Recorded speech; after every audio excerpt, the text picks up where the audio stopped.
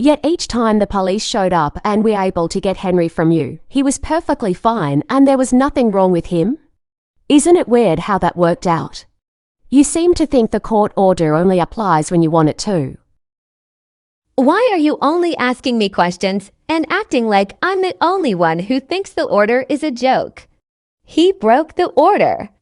I haven't seen my son in weeks because he's kept him since we received the papers in the mail about today. Why aren't you lecturing him? Because at this point in time, I understand his thinking. I understand where his state of mind is coming from. You consistently keep his son from him because you are upset or are feeling vindictive that day. I'd be sick of your shit too.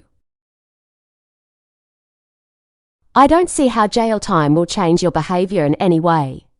Therapy didn't do anything. Putting you under strict rules didn't help the situation, and also I feel that you've left me no choice but to grant Dad his request to strip you of your 50/50 its custody. You can't be serious. I spoke to my lawyer multiple times before today and she told me that he would have to prove abuse or negligence for you to strip 50/50 its from me, and I am neither abusive nor negligent of my son. There is no way you can do this. I'm sure you told your lawyer, much like everyone else, your version of the truth, which is very much not the actual version of events.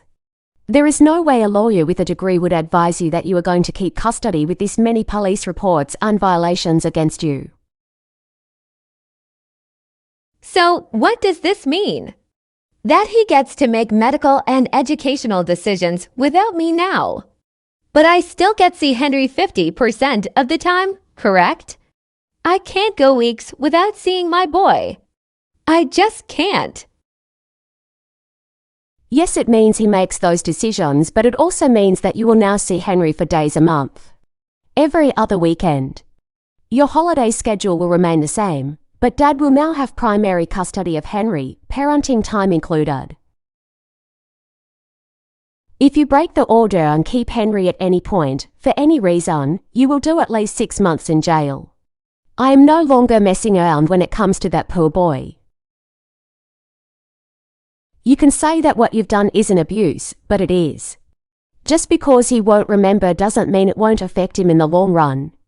In years to come, and you should be ashamed. Sign the copies of the new order in your emails and court is adjourned. Nate closed his laptop and hugged Marissa.